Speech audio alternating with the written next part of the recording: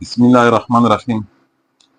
ځینې انسانون الله جل شانه بیخي د امت ته پوره مسیحا ګرځولې دي. مسیحا هغه په ظاهره ډېر عبادت ګزاره نه وي، ډېر تهجد ګزاره نه وي، خو د ده په زړه کښې د مسلمون د پوره یو درد وي، یو احساس وي، یو غم وي.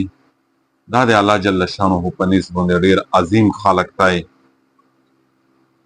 حضور صلی الله علیه وسلم ته چې دوه بره په فطرت نه وروسته دوه بره غوښې ارتلله، نو ده چې کله جبرائیل وی چې موږ په یوه غټه کرسۍ ولیده چې د اسماني او د مځکې په میانځ کې ټول نیولی وه، نو امي خدیجه ژوندۍ وه، په هغې موقع رسول الله صلی الله علیه وسلم ته اواخ وریوده شه چې اول ور غوښې دی کیم دباو کړی وه، کیم یې پریشان کړی وه. امي خدیجه تابرمنه کړه چې موږ خو هغه شی بیا ولیده چې اول ور په غار حرا کښې مو ته ارغلی دی. خدیجې زه ډارېږم چې داسې نه وي چې موږ جان نه وغوڅي.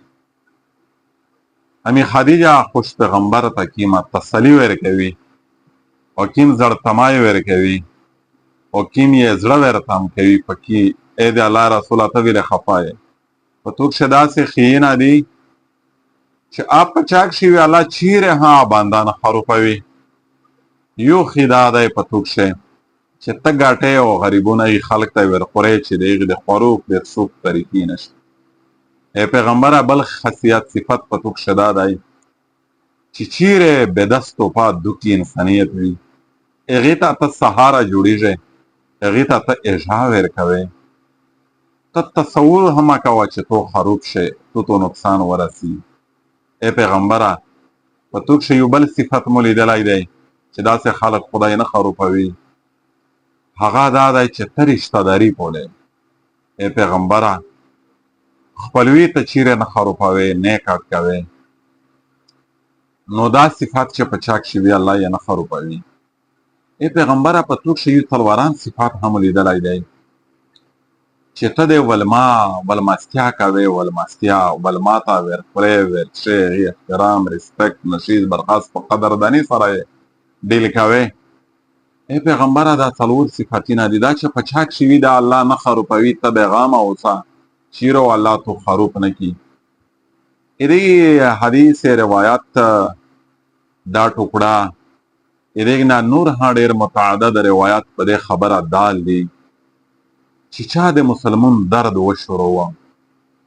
د مسلمون من کان فی حاجت اخیه کان الله فی حاجته.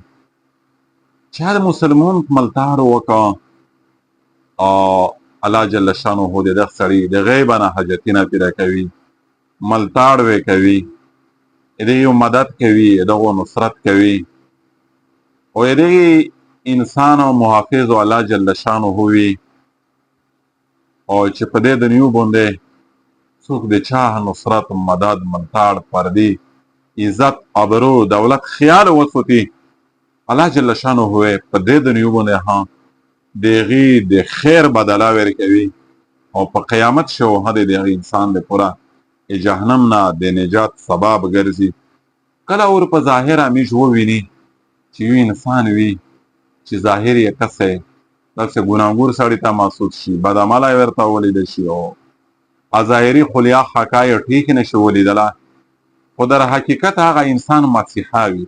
موږ خپل داسې ډېر په معاشره کښې خلک ولیده چې بلکل د الله ولدي، بظاهره خو ډېر دیندوره لیده شي، دین نه لرې لیده شي، سیکولر مایندډ لیده شي او له دغې سره مطلب ډېره ګاډ وډ لیده شي، خو چې کله د انسان ورسره نزدېکات شي وی چې دو رهوگے تو نفرت پاؤگے، قریب آؤگے تو عاشق بن جاؤگے.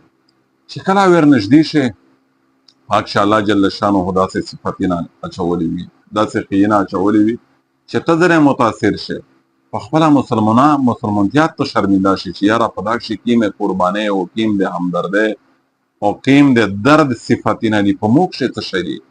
نو باید چې موږ په مسلمون ودرېدی شي، مسلمون د مسلمون همکار جوړ شي، معاون یې جوړ شي، محب یې جوړ شي، محبت کوونکی یې جوړ شي، هیلپر یې جوړ شي، سپورټر یې جوړ شي.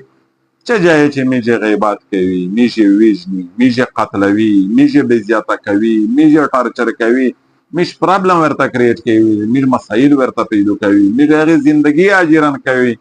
ویریزه ژوند دی، مختصر ژوند دی، لنډه وخت تېرېدو او هېڅ دغې شوټ یې نشته، ګارنټي یې نشته. په چار دو چې یو د بل سره محبت وکړي او رسول الله هم میشته د محبت تلقین کړی دی، تعلیم یې راکړی دی. وما علینا الا البلاغ.